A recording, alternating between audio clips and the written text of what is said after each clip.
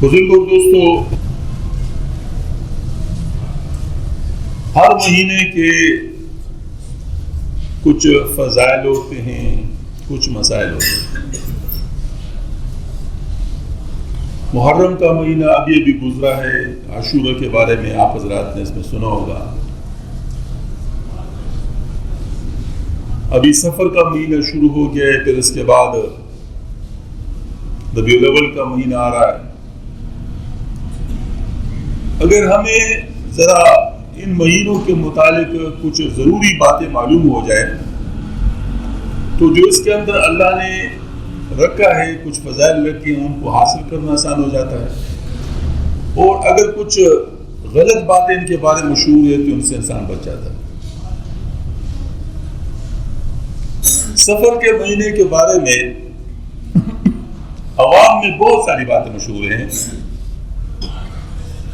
مثلا کچھ لوگ کہتے ہیں کہ اس میں بہت ساری بلائیں اترتی ہیں، اخبارات میں بھی اس پر آتا ہے، کچھ وظیفے بھی اس کے بتائے جاتے ہیں۔ کچھ حضرات کہتے ہیں کہ اگر اس میں ایک کام ہو گیا نقصان کا تو اب 7 دفعہ ہوگا۔ کچھ حضرات کہتے ہیں کہ اس کا جو آخری چہارشنبہ ہے اس پہ چوری پکانی چاہیے۔ ایک بات تو بالکل طے ہے کہ الحمدللہ ہم مسلمان ہیں، ہمارا ایمان ہے کہ ہمارا مذہب سچ ہے، حق ہے، اس کے اندر اب تبدیلی نہیں ہو سکتی۔ ظاہر ہے آپ صلی اللہ علیہ وسلم کے دور میں اگر کسی چیز کے بارے میں بات ہو چکی ہو تو اس کے بعد کوئی اور بات کر سکتا ہے۔ اس وجہ سے ہمارا ہر چیز اللہ کی طرف سے ہے، اور اللہ کی طرف سے جو چیز ہوتی ہے وہ آپ صلی اللہ علیہ وسلم کے ذریعے سے ہم تک پہنچی ہے، تو ہمیں یہ دیکھنا ہے کہ اللہ تعالیٰ نے اس کے بارے میں کیا فرمایا اور آپ صلی اللہ علیہ وسلم نے اس کے بارے میں ہم تک کون سی بات پہنچائی ہے۔ ابھی میں نے آپ کے سامنے جو آیت کریمہ پڑھی ہے، یہ سورہ یاسین شریف کی آیت ہے۔ قالوا طائرکم معکم ان ذکرتم بل انتم قوم مسرفون۔ اصحاب القریہ ایک قوم تھا جس میں پیغمبر حضرات تشریف لے گئے تھے دعوت دینے کے لیے، اور جیسے دعوت کے ساتھ بات لگی ہوتی، کچھ لوگ اس کو مان لیتے، کچھ لوگ اس کو نہیں مانتے، اور ماننے اور نہ ماننے والوں میں بہت زیادہ فرق آ جاتا ہے۔ ماننے والے مومن اور نہ ماننے والے کافر۔ جیسے صحابہ کرام میں بھی ہوا تھا کہ باپ مسلمان ہے تو بیٹا کافر ہے، بیٹا مسلمان ہے تو باپ کافر ہے، بھائی بھائی میں، اور اس طرح بہن بھائی، بہن بہن، ماں بیٹی، اس میں فرق آ جاتا ہے۔ اس وجہ سے ان پیغمبروں سے اس قوم والے نے کہا کہ تم منحوس ہو، نعوذ باللہ من ذالک، تمہاری وجہ سے دیکھو ہمارے درمیان نہ اتفاقی ہو گئی، بھائی بھائی سے علیحدہ ہو گیا، بیٹا باپ سے علیحدہ ہو گیا، اگر تم نہ آتے تو یہ باتیں نہ ہوتی۔ تو انہوں نے فرمایا جس کا ابھی ذکر میں نے سورہ یاسین شریف کی آیت سے کیا، قالوا طائرکم معکم ذکرتم، انہوں نے فرمایا کہ تمہاری نحوست تو تمہارے ساتھ لگی ہوئی ہے، کیا تم نحوست اس کو سمجھتے ہو کہ تمہیں نصیحت کی جاتی ہے، بلکہ تم حد سے گزرنے والے لوگ ہو۔ تو اب یہ جو بات عرض کر رہا ہوں کہ نحوست ہے کیا چیز؟ اللہ سے دوری کیا ہے؟ یہ نحوست ہے، اور اللہ کے قرب یہ سعادت ہے۔ تو جو مومن ہوا اس کے لیے اللہ پاک کے قرب کا دروازہ کھل گیا، اور جو کافر ہے وہ اللہ تعالیٰ سے دور ہے۔ اس لیے جس کا عقیدہ صحیح ہے اس کے لیے صحیح اعمال کی قبولیت کا دروازہ کھل گیا، لہٰذا وہ نیک بخت ہے۔ اور جن کا عقیدہ خراب ہے تو ان کے اعمال قبول نہیں ہو رہے، لہٰذا وہ بدبخت ہیں۔ تو ان پیغمبروں نے کہا تمہاری نحوست، یعنی تمہارا جو کفر ہے وہ تمہارے ساتھ خود لگی ہوئی ہے، اگر تم بھی مسلمان ہو جاؤ تو درمیان میں کیا فرق ہوگا؟ مثلا پیغمبروں نے دعوت دی، اب سارے لوگ مسلمان ہو جاتے تو مسئلہ ہی نہیں تھا، تو جو لوگ مسلمان ہوئے تو مسئلہ انہوں نے کڑے گیا نا۔ ظاہر پیغمبروں کا تو کام نہیں ہے کہ وہ ایمان کی دعوت دیں گے، کیونکہ ایمان کی دعوت نہیں دیں گے تو سارے لوگ جہنم میں جلیں گے۔ تو پیغمبر تو آتے اس لیے ہیں کہ لوگوں کو جہنم سے بچائے، جہنم کا نوالا بننے سے ان کو بچائے۔ تو اب اگر کوئی مان گیا تو وہ تو بچ گیا، وہ تو مبارک ہو گئے، شہید ہو گئے، اور جو ایمان نہیں رہا تو بدبخت ہو گئے، مرموز ہو گئے، اللہ سے دور ہو گئے۔ جیسے شیطان کے ساتھ ہی ہوا تھا نا، شیطان کسی وقت بہت برگزیدہ لوگوں میں تھا، معلم الملکوت سمجھا جاتا ہے۔ آپ دیکھیں قرآن پاک کے انداز سے دیکھ لو کہ اللہ پاک فرماتے ہیں وَإِذْ قُلْنَا لِلْمَلَائِكَةِ اسْجُدُوا فَسَجَدُوا إِلَّا إِبْلِيسَ، کہا ہم نے فرشتوں کو آدم علیہ السلام کو سجدہ کر لو، پس انہوں نے سجدہ کیا مگر ابلیس نے نہیں کیا۔ اور ابلیس کے بارے میں قرآن پاک کی بتاتا ہے وَكَانَ مِنَ الْجِنِّ، وہ جنات میں سے تھے۔ اب تھے جنات میں سے لیکن وہ فرشتوں میں سمجھے جا رہے تھے۔ حکم کس کو دیا گیا تھا؟ فرشتوں کو دیا گیا تھا نا، تو فرشتوں میں سمجھا گیا نا، کیونکہ استثناء ان سے ہے الا ابلیس۔ تو یہ معلم الملکوت تھے، بہت اونچے مقام پر تھے، اتنے اونچے مقام پر تھے کہ ایک دفعہ فرشتے ان کے پاس آئے، ان کا نام تھا عزازیل۔ ان کے پاس آئے، ان سے کہا کہ ہم نے لوح محفوظ پہ دیکھا ہے کہ ایک شخص بہت زیادہ عبادت کر چکا ہوگا لیکن اخیر میں لعنتی ہو جائے گا، ہمیں ڈر ہے کہ ہم میں سے کوئی نہ ہو، آپ ہمارے لیے دعا کریں کہ اللہ تعالیٰ ہمیں ان میں سے نہ کرے۔ عزازیل سے کہہ رہے فرشتے، تو انہوں نے ان کے لیے دعا کی کہ اللہ ان کو ان لوگوں میں سے نہ کرو، اپنے لیے نہیں، اپنے بارے میں تو اس کو گمان بھی نہیں تھا کہ میں اس طرح ہو سکتا ہوں، کیونکہ ان کو اپنے پہ ناز تھا کہ میں نے اتنی عبادت کی ہے، میں تو اللہ کا بڑا مقرب ہوں، میرے ساتھ ایسے کہاں ہو سکتا ہے۔ اس لیے دعا کا طریقہ ہے کہ اگر کوئی دعا کے لیے کسی کو کہہ دے تو اس کے لیے دعا کر لے، لیکن ساتھ اپنے آپ کو بھی شامل کر لے، ساتھ اپنے آپ کو بھی شامل کر لے کہ اللہ مجھے بھی معاف کر دے۔ مثلا میرے پاس کوئی آئے کہتے آپ ہمارے لیے دعا کریں اللہ تعالیٰ ہمیں معاف کر دے، لیکن وہ اللہ تعالیٰ آپ کو معاف کر دے، اللہ مجھے بھی معاف کر دے، بلکہ بہتر ہے انہی سے کہا جائے کہ آپ بھی میرے لیے دعا کریں کہ اللہ تعالیٰ مجھے معاف کرے۔ آج اس میں واقعی طلب ہے، تو بارہ چونکہ شیطان میں طلب نہیں تھی تو وہ ان کے ساتھی وہی راندہ درگاہ ہو گیا۔ اب جس وقت اللہ تعالیٰ نے فرشتوں کو حکم دیا، فرشتے تو سبحان اللہ نورانی مخلوق، وہ تو فوراً ہی سجدے میں۔ اس کے بعد ابلیس نے چونکہ سجدہ نہیں کیا تو اللہ پاک نے زجر کے ساتھ فرمایا کہ تو نے اس کو کیوں نہیں سجدہ کیا جن کو میں نے خاص قدرت سے بنایا ہے۔ تو یہ ظالم کہتا ہے میں نے اس لیے نہیں کیا، خلقتنی من نار وخلقتہ من طین، کہ تو نے ان کو مجھے آگ سے پیدا کیا اور ان کو مٹی سے پیدا کیا۔ اب چونکہ آگ مٹی سے افضل ہے تو آگ مٹی کو کیسے سجدہ کرے؟ یعنی اس نے گویا کہ اللہ تعالیٰ کے ساتھ لاجک کی بات کرنی چاہیے، تو اللہ جل شان کے ساتھ کون لاجک کر سکتا ہے؟ وہاں تو سرنڈر ہی سرنڈر ہے، وہاں تو ماننا ہی ماننا ہے، وہاں تو کوئی اور بات ہے ہی نہیں، کوئی بات چل نہیں سکتی۔ تو اللہ پاک نے فرمایا کہ اچھا نکل جا رہا ہے، انک رجیم، لعنت ہے۔ آج اس پر اس شخص نے کہا، یہ شیطان نے، کہ اللہ تیری عزت و جلال کی قسم، تیری عزت و جلال کی قسم، میں ان کے راستے میں بیٹھ جاؤں گا، دائیں طرف سے آؤں گا، بائیں طرف سے آؤں گا، آگے سے آؤں گا، پیچھے سے آؤں گا، ان کو تجھ تک نہیں پہنچنے دوں گا، تو ان میں سے بہت کم کو شکر گزار پائے گا، الا عبادک المخلصین، مگر تیرے پاس چنے ہوئے لوگ جن پر میرا داؤں نہیں چلے گا۔ اللہ تعالیٰ نے فرمایا بات ہو گئی، اور میں بھی کہتا ہوں کہ جو میرے ان کو تو گمراہ نہیں کر سکتا، جو میرے ہیں ان کو تو گمراہ نہیں کر سکتا، اور جو تیرے بنیں گے تو تجھ سے اور تیرے متبعین سے اس جہنم کو بھر دوں گا۔ یہ اللہ تعالیٰ نے اعلان فرما دیا، اب وہ اعلان جاری ہے۔ لہذا جو شیطان کے پیچھے جائے گا شیطان کے ساتھ جہنم جائے گا، اور جو اللہ کی بات مانے گا تو اللہ تعالیٰ کو جنت نصیب فرمائے گا۔ تو یہ عمر بھر کے لیے ہمارا ایک امتحان شروع ہے۔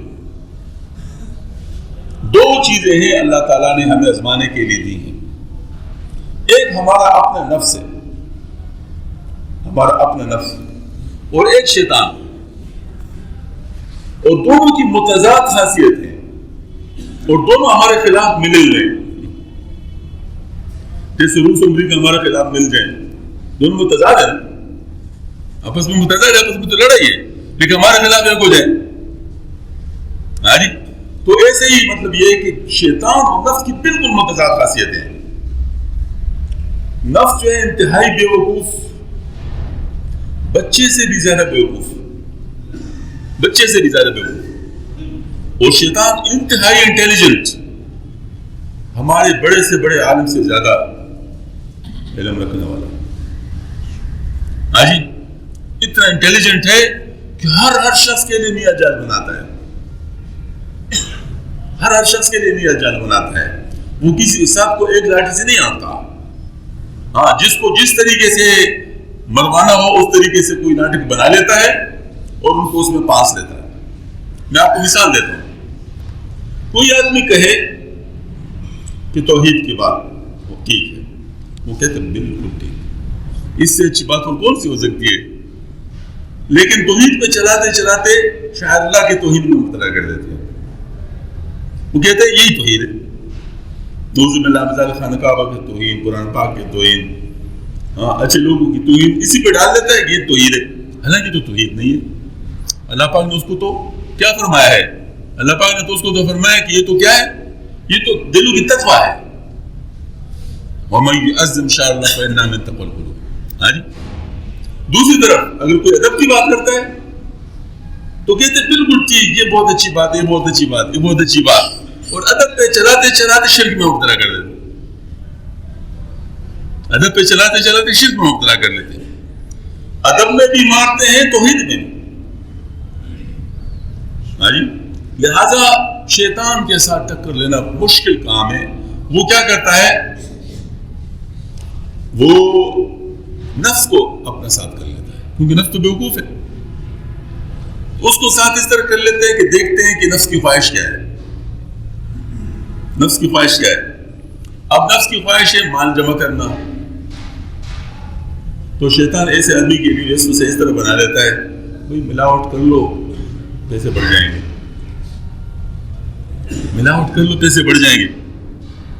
اچھا، اس طریقے سے کچھ اور طریقے جو غلط طریقے ہوتے ہیں مال کمانے کے، وہ ان کے دل میں ڈال لیتا ہے۔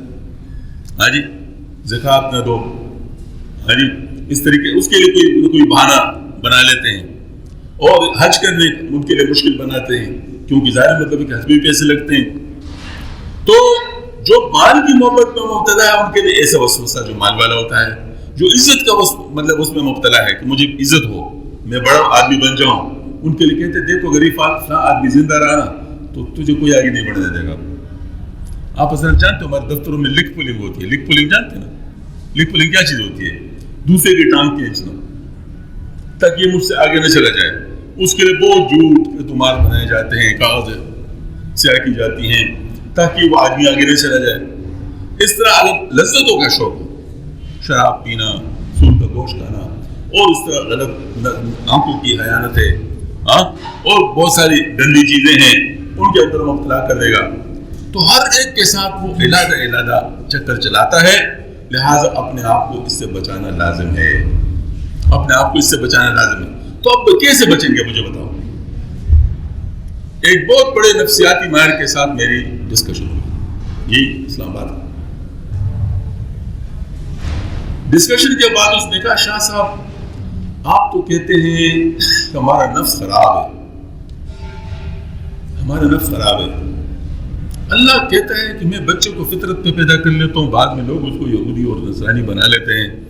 ہم تو کہتے ہیں کہ ہم پاک ہوتے ہیں، پھر شیطان ہمیں خراب کرتا ہے۔ آپ تو شیطان کے بارے میں بات ہی نہیں کرتے، تو آپ تو سب نفس کے اوپر باتیں کرتے ہیں۔ یہ کافی سینئر آدمی جو بریگیڈیئر ریٹائر ہوئے تھے، ہیڈ آف ڈپارٹمنٹ تھے سائیکاٹری ڈپارٹمنٹ، ان کا سوال ہے۔ میں نے کہا سر کہ ڈاکٹر صاحب میں اپنے آپ سے تو بات نہیں کر سکتا، دین میں تو کوئی اپنی طرف سے بات نہیں کر سکتا، میں تو جو کچھ کہتا ہوں قرآن سے کہتا ہوں۔ کہتے قرآن میں کدھر ہے؟ میں نے کہا دیکھو قرآن پاک میں ایک جگہ پر ہے، شیطان سے اللہ پاک نے فرمایا جو میرے ہیں ان کو تو گمراہ نہیں کر سکتا، اور شیطان نے خود کہا جو تیرے مخلص بندے ان پر میرا داؤ نہیں چلے گا۔ یہ کہا ہے نا؟ کہتے ہاں۔ میں نے کہا آپ نے کبھی سوچا کہ وہ کون لوگ ہیں؟ اس پر کبھی غور کیا کہ وہ کون لوگ ہیں جن پر شیطان کا داؤ نہیں چلتا، اور جن کو جو ہے نا جن کے بارے میں اللہ پاک فرماتے جو میرے ہیں، وہ کب کون لوگ ہیں؟ کچھ آپ کو پتہ معلوم ہے؟ کہتے نہیں۔ میں نے کہا میں بتاتا ہوں۔ میں نے کہا سورہ شمس کی تلاوت اگر کر لو تو اس میں بتائی ہے۔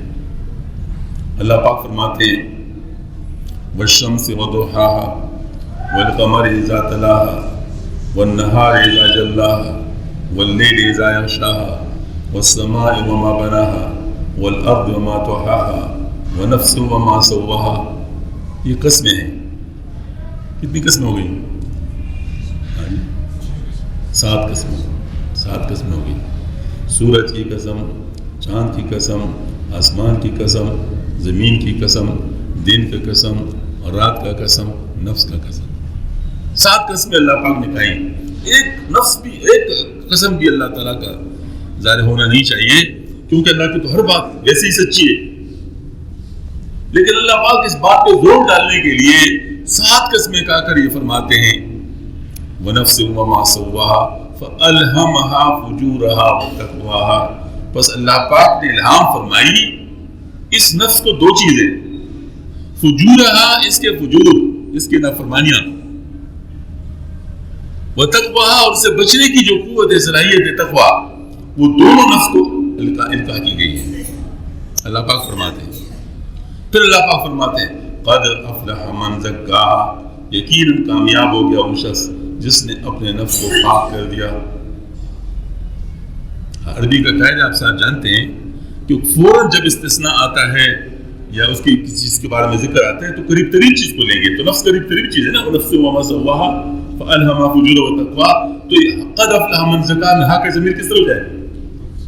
نفس کی طرف جائے۔ ہاں، تو مطلب یہ ہے کہ فرمایا کہ یقیناً کامیاب ہو گیا وہ شخص جس نے اپنے نفس کو پاک کر دیا۔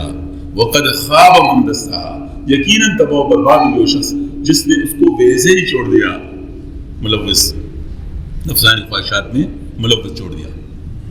اب بتاؤ، میں نے کہا دیکھو قد افلح یہ یقینی کامیابی ہے، فائنل بات ہے، اس کے اوپر کوئی اور بات نہیں چھوڑ دی۔ اللہ پاک نے اس انداز سے فرما دیا، تو جو یقینی کامیاب ہو گیا اس پر شیطان کا داؤ چلے گا؟ ہاں جی، جو یقینی طور پہ کامیاب ہو گیا اس پر شیطان کا داؤ چلے گا؟ نہیں چلے گا۔ یہ وہی لوگ ہیں۔ میں نے اس کیا، میں نے کہا دیکھو اس سے پتہ چلا کہ جس نے اپنی نفس کی اصلاح کی شیطان اس کے ساتھ کچھ نہیں کر سکتا۔ یہ ہے نقلی جواب۔ اب عقلی جواب دیا، عقلی جواب دیا۔ عقلی جواب یہ ہے کہ دیکھو شیطان وار کرتا ہے نفس کے ذریعے سے ہی۔ اگر کسی میں مال کی محبت ہی نہ ہو، اس کو شیطان کہہ دے دودھ میں پانی ڈالو زیادہ پیسے حاصل ہو جائے گا، کہتا مجھے چاہیے نہیں،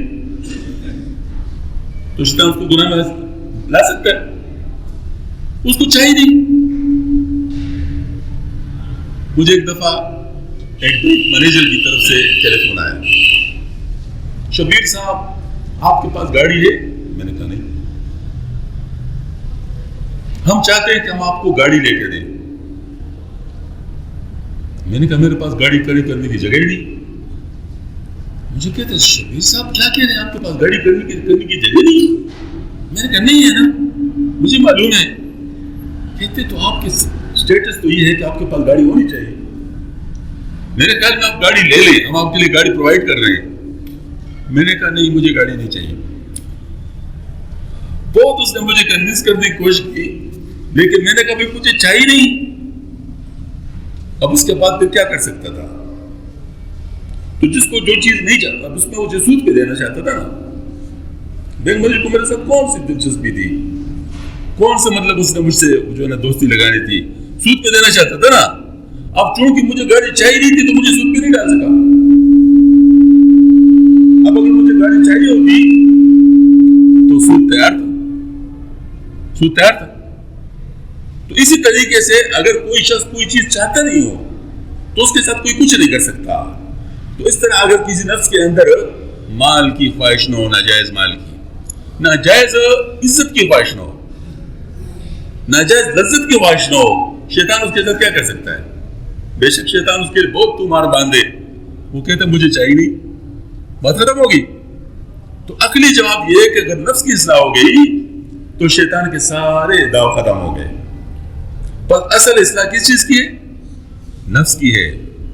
دیکھو قرآن پاک میں ایک اور جگہ بھی ارشاد ہے، یا ایتھا النفس المطمئنہ ارجعی الی ربک راضیۃ مرضیہ فادخلی فی عبادی وادخلی جنتی. اے مطمئن نفس، اپنی رب کی طرف لوٹ جائے ایسی حالت میں کہ تو اس سے راضی، وہ تجھ سے راضی ہے. ہاں جی، بس میرے بندوں میں داخل ہو جا اور میرے جنت میں داخل ہو جا. اللہ پاک فرمائیں گے. لیکن یہ باتیں تو آئی تو قریب قریب ہے، کیونکہ اللہ پاک کے لیے ماضی حال مستقبل برابر ہے. اللہ تعالیٰ کے لیے کوئی فرق نہیں ہے. مجھے بتاؤ یا ایتھا النفس المطمئنہ، مطمئن نفس، یہ کہاں کب جا رہا ہے؟ آخرت میں. آخرت میں کہا جائے گا نا. لیکن مطمئن نفس بنے گا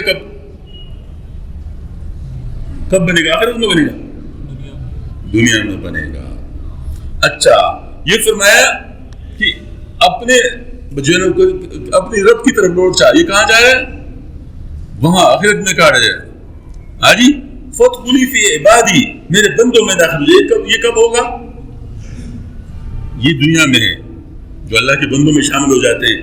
اور وادخلی جنتی، یہ آخرت میں ہے. بس مطلب یہ ہوا کہ یہ محنت ہماری ہے ذمہ. اپنی نفس کے اوپر محنت کر کے ہم نے جنت میں داخل ہونا ہے.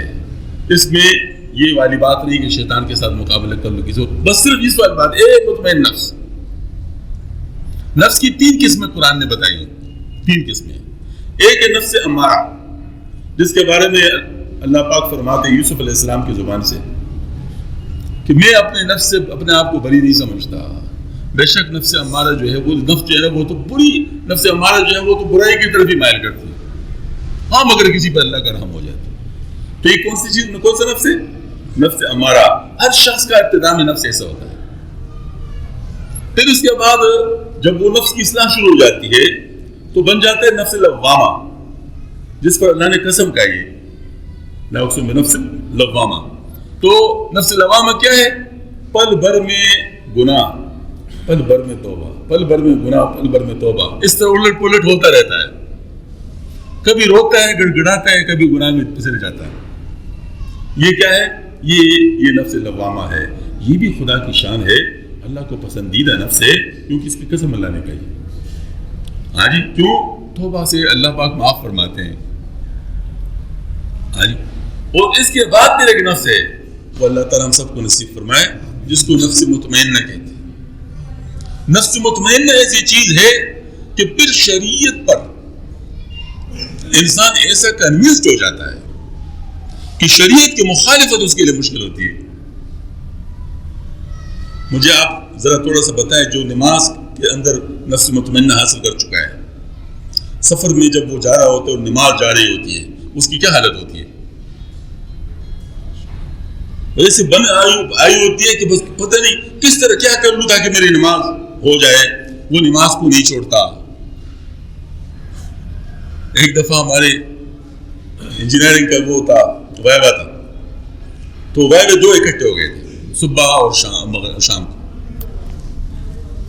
اب کافی ٹائم لگ گیا، بہت سارے لوگ تھے، پتہ نہیں چل رہا تھا ہمارے وائبہ کا نمبر کب آ رہا ہے. سارے پریشان تھے. درمیان میں لنچ کا ٹائم بھی آ گیا، ظہر کی نماز کا بھی ٹائم آ گیا. میں نے اپنے ساتھیوں سے کہا بھائی میں تو گیا، جو بھی ہونا ہے وہ ہو گیا. میں نے کھانا بھی کھانا اور میں نماز بھی پڑھ لی. اچھا، میں چلا گیا، کھانا بھی کھا لی، نماز بھی پڑھ لی، واپس آ گیا تو ابھی ہمارا نمبر نہیں آیا تھا. تھوڑی دیر میں ہمارا نمبر آ گیا، ایک وائبہ ہو گیا، شکر ہے الحمدللہ. اب اس کے بعد دوسرے کا انتظار ہو رہا ہے.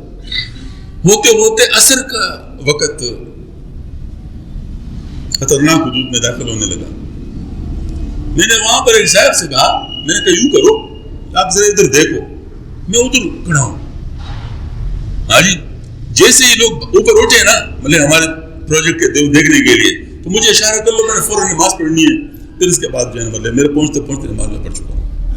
تو اس طرح ہو گیا، انہوں نے مجھے اشارہ کیا، میں نے جلدی جلدی نماز پڑھ لی، اتنے میں پہنچ گئے، ہمارا پروجیکٹ بھی ہو گیا. مجھے پتہ ہے کہ کتنی ٹینشن تھی. تو جو جس چیز میں بھی نفس مطمئنہ حاصل کر جائے اس کے لیے وہ چیز حاصل کرنا آسان ہے اور اس کو چھوڑنا مشکل. اس طرح کچھ لوگ معاملات میں نفس مطمئنہ حاصل کر چکے ہوتے ہیں، وہ ایک پیسہ بھی آگے پیچھے نہیں کر سکتے. ایک پیسہ بھی آگے پیچھے ہو رہا ہو نا، وہ ان کی جان پہ بناتی ہے. کچھ حضرات معاشرت میں نفس مطمئنہ حاصل کر لیتے ہیں، مثلاً ہمارے لباس میں، رہن سہن میں، شریعت کے جو احکامات ہیں ان پہ عمل کرتے ہیں، ان کے لیے یہ چیزیں بہت. تو ہمیں پورے دین کے اوپر نفس مطمئنہ حاصل کرنا ہے.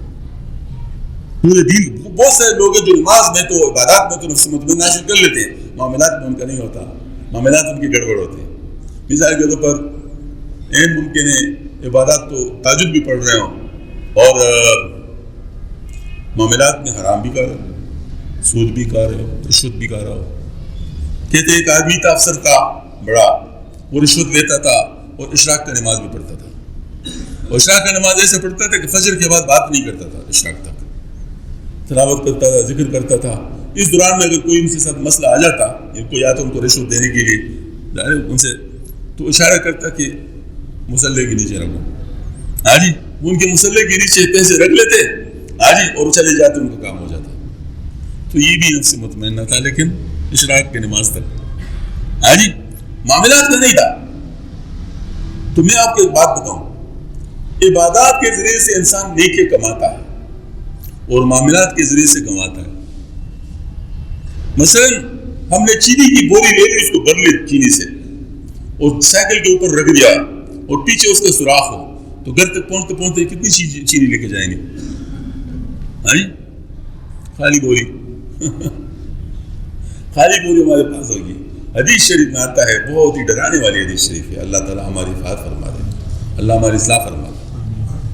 آپ صلی اللہ علیہ وسلم نے فرمایا ایک شخص پہاڑوں جتنے نیکی لے کے آ جائے گا، پہاڑوں جتنے نیکی، لیکن اس پہ لوگوں کے حقوق ہوں گے. کسی کا مال گیا ہوگا، کسی کو نقصان پہنچایا ہوگا، کسی کو گالی دی ہوگی، وہ سب آ جائیں گے اپنا اپنا حق وصول کرنے کے لیے. اللہ پاک فرمائے ان کی نیکی ان کو دینا شروع کر دو. اب جو اس آدمی کی نیکی ان کو دینے شروع ہو جائیں گی، ساری نیکیاں ختم ہو جائیں گی اور ان کے حقوق بھی باقی ہوں گے. اب اللہ پاک کے ہاں تو وہ نہیں ہے، ظلم نہیں ہے، تو ان کی برائیاں اٹھا اٹھا کے اس کے گھاٹے میں ڈالی جائیں گی. اور جب اخیر میں بات یہ ہو جائے کہ ان کے گناہوں کی وجہ سے یہ جہنم چلا جائے گا. تو نہ تو پہاڑوں جتنے نیکی ہوگی، لیکن دوسروں کے گناہوں کی پاداش میں یہ جہنم چلا جائے گا. اب کتنی خطرناک بات ہے. فرمایا یہی مفلس ہے، اصل مفلس سے یہ. میں آپ کو ایک بات بتاؤں، دیکھو ہم لوگ خوش ہو جاتے ہیں، نہیں بھائی ہم نے تو کسی کا مال نہیں کھایا لہٰذا من میں نہیں ہے.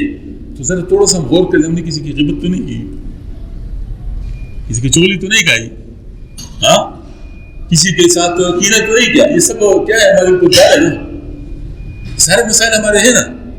تو اس وجہ سے کہتے ہوشیار آدمی وہ ہے کہ جب کوئی گناہ اس سے ہو جائے فوراً اس کی معافی کا بندوبست کرتا ہے. مثلا غیبت ہو گئی، اس شخص سے معافی مانگی جس کی غیبت کی ہے.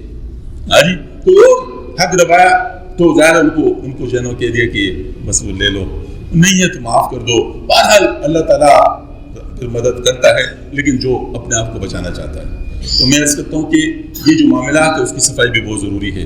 اس طرح معاشرت اللہ بچائے. آپ صلی اللہ علیہ وسلم فرماتے ہیں جو جس قوم کی مشابہت اختیار کرتے ہیں ان میں سے ہے، جو جس قوم کی مشابہت اختیار کرتا ہے ان میں سے ہے. اب ہمیں بتائیں، اب ہم دیکھیں کہ کیا آیا ہمارے آج کل رہن سہن یہود و نصارہ کا ہے یا نہیں؟ یہود و نصارہ کے طریقوں پہ ہم خوش ہوتے ہیں، فخر کرتے ہیں. آپ صلی اللہ علیہ وسلم کے طریقوں پر ہمیں خجلت ہوتی ہے. انا للہ و انا الیہ راجعون. کسی کے سامنے بیان نہیں کر سکتے، حالانکہ اسی پہ فخر ہے. ایک صحابی رسول صلی اللہ علیہ وسلم کھانا کھا رہے ہیں، لقمہ گر گیا تو اس کو اٹھا کے صاف کر کے جو سنت طریقہ ہے اس کو کھانا چاہتے تھے۔ ایک صاحب نے کہا کہ حضرت یہاں کے لوگ اس کو اچھا نہیں سمجھتے، اس پر غیرت آ گئی، فرمایا بجائے تو اس طرح چپ کے کھانے کے اس کو لہرا کے اس طرح کہا ان بے وقوفوں کے لیے میں حضور کی سنت کو چھوڑوں گا، اور سب کے سامنے اس طریقے سے کہا لیا۔ یہ ہے فخر کی چیزیں، سنت پہ فخر ہونا چاہیے، اور گناہ پر خجلت ہونی چاہیے۔ یہود و نصارہ کا طریقہ اپنانا، اس پہ خجلت ہونا چاہیے نہیں ہونا چاہیے؟ آج ہم اپنے پیارے پیارے بچوں کو یہود کا لباس پہناتے ہیں، نصارہ کا لباس پہناتے ہیں اپنے ہاتھ سے، اور جب کہتے ہیں کہ کیا ہو رہا ہے تو کہتے ہیں جی کیا کریں، بازار میں یہی ملتے ہیں۔ بھئی بازار میں وہ ملتے ہیں جو لوگ چاہتے ہیں، بازار میں وہی ملتا ہے جو لوگ چاہتے ہیں۔ آپ دوسرا چاہنا شروع کر لیں، بازار میں وہ چیز آ جائے گی۔ اور اکثر میں خواتین سے جب بیان کرتا ہوں تم کو کہتا ہوں خدا کی بندیو، پہلے تو خواتین سیتی تھی خود، مطلب بوسینہ پرونا ان کا کام ہوتا تھا، آپ کیوں نہیں اپنے بچوں کے لیے اپنے لباس سیتے ہیں؟ آپ سیا کریں، دوسروں سے لینے کی کیا ضرورت ہے؟ تو بہرحال میں اس لیے کہتا ہوں کہ یہ جو ہماری معاشرت ہے یہ بھی بہت ضروری ہے، اور اللہ اتنا عزت دیتے ہیں، میں آپ کو کیا بتاؤں، اتنی عزت دیتے ہیں اگر کوئی اس پہ فخر سمجھتا ہے۔ میں ایک دفعہ ایسے میں جرمنی گیا تھا، ایک مسلم بھائی تھے ہمارے، الفریڈ، اللہ ان کی مغفرت فرمائے، فوت ہو گئے۔ اس نے مجھے ایک حدیث شریف دے دی انگریزی میں ترجمہ شدہ، ایک حدیث شریف، کہتے ہیں یہ دیکھو یہ ہم نے ڈسٹریبیوٹ کرنا ہے۔ اس کو میں نے دیکھا تو اس میں لکھا تھا کہ حضرت عائشہ صدیقہ رضی اللہ تعالیٰ عنہ سے حضرت امیر معاویہ رضی اللہ تعالیٰ عنہ نصیحت کی درخواست کی، تو انہوں نے فرمایا کہ میں نے آپ صلی اللہ علیہ وسلم سے سنا ہے کہ جو بھی مخلوق سے، جو بھی خالق کی نافرمانی سے ڈر کر مخلوق کی پرواہ نہیں کرتا تو اللہ ان کے لیے کافی ہو جاتا ہے، اور جو مخلوق سے ڈر کے اللہ کی نافرمانی کی پرواہ نہیں کرتا تو اللہ ان کو اسی مخلوق کے ہاتھ میں دے دیتے ہیں کہ جو اس کے ساتھ کرنا چاہے کرے، ان کے فقر کو دور نہیں کرتے۔ تو میں نے اس سے کہا جزاکم اللہ، یہ میرے لیے میسج ہے کہ مجھے جرمنی میں کیسے رہنا ہے، یہ میرے لیے میسج ہے کہ مجھے جرمنی میں جرمنوں کی رعایت نہیں کرنی چاہیے بلکہ مجھے شریعت کی رعایت کرنی چاہیے۔ اللہ کا شکر ہے الحمدللہ، اللہ نے توفیق عطا فرمائی، اور اللہ نے اتنی عزت دے دی کہ مسلمان جو تھے ہمارے پاکستانی اور عرب اور ترک، وہ تو محبت کرتے ہی تھے، اللہ کا شکر ہے۔ جرمنوں کی حالت تھی کہ ہم بازار میں جاتے تھے تو کوئی اس طرح سلام کر رہے، کوئی اس طرح سلام کرتے، کوئی اس طرح سلام کرتے، کس طریقے سے مطلب وہ ذرا آپس میں ہمارے ساتھ بات کرنا چاہتے تھے۔ تو میں نے ایک دفعہ گھر والوں سے کہا، میں نے کہا یہ کیا چیز ہے؟ اگر ترک ہمارے ساتھ محبت کرتے ہیں، ان کا ہمارے ساتھ محبت کا رشتہ ہے، عرب کرتے ہیں وہ بھی ہمارے بھائی ہیں، پاکستانی تو ہیں اپنے، یہ جرمن کیوں محبت کرتے ہیں؟ کبھی آپ نے اس پہ غور کیا؟ ہمارا لینڈ لارڈ ایسا تھا کہ وہ جو ہے نا مطلب ہماری چھوٹی بچی تھی 3.5 سال کی اس وقت ہمارے ساتھ، تو کبھی ان کے لیے ہیڈ لٹکا دیتے تھے، کبھی ان کے لیے مٹھائی کا ڈبل لٹکا دیتے تھے کنڈی کے ساتھ، کبھی اس کے لیے کیا چیز لاتے، کبھی کیا چیز۔ میں نے گھر والوں سے کہا کہ اس نے تو ہمیں بڑا زیر بار کر دیا، ہم مسلمان ہیں، ہمیں دینا چاہیے، یہ ہمیں دے رہا ہے، یہ تو غلط بات ہے، چلو ان کو انوائٹ کرتے ہیں۔ تو میں نے اس سے ملا تھا، میں نے کہا کہ آپ پاکستانی کھانا پسند کرتے ہیں؟ اس نے کہا بالکل۔ میں نے کہا پھر آپ کو دعوت ہے، آپ ہمارے یہاں آ جائیں۔ اس نے کہا ٹھیک ہے۔ وہ آ گئے، جب آ گئے تو بہت سارے تحفے اپنے ساتھ لے آئے، ان کا رسم کا طریقہ تھا، رواج تھا، بہت سارے تحفے اپنے ساتھ لے آئے۔ میں نے کہا یہ تو اور مسئلہ ہو گیا۔ پھر میں نے اپنے گھر والوں سے کہا، میں نے کہا یہ سویٹر بن لے، میں اون لے آتا ہوں، تو آپ تو ویسے بھی اکیلی ہوتی گھر میں، تو آپ سویٹر ان کے لیے بن لے تو ہم گفٹ کر لیں گے، چلو ان کا کچھ نہ کچھ وہ کر لیں گے۔ اس نے کہا میرے لیے کوئی مشکل نہیں، میں نے اون لیا اور اس نے سویٹر بن لیا، ایک ہفتے میں تیار ہو گیا۔ اب بچی جو تھی، اس بچی کو میں لے کے اس کے اوپر 4تھی منزل پہ اپارٹمنٹ تھا، اس کے پاس میں لے گیا، گھنٹی دبائی، گھنٹی وہ باہر آ گیا، بچی کو میں نے سکھایا تھا، بچی کے اس کے پاس، اس نے کہا گشیں کو تحفے کو کہتے ہیں۔ اس نے اوپر دیکھا، مجھے دیکھا، کہتے آپ نے کہا ہے؟ میں نے کہا، کہتے آپ نے غلط کی۔ میں نے کہا جو بھی کیا ہے؟ کہتے آپ بیٹھے؟ کہتے میں ہم نے کہا بیٹھتے نہیں ہیں، اب نیچے اترا ہے۔ اب بھی 5 منٹ نہیں گزرے تھے، گھنٹی بجی ہماری۔ گھنٹی بجنے کے بعد جب وہ اندر میں باہر آیا تو دیکھا کہ سائیکل اپنے ہاتھ پہ اٹھائے، کہتے میں آپ کو گفٹ کر رہا ہوں۔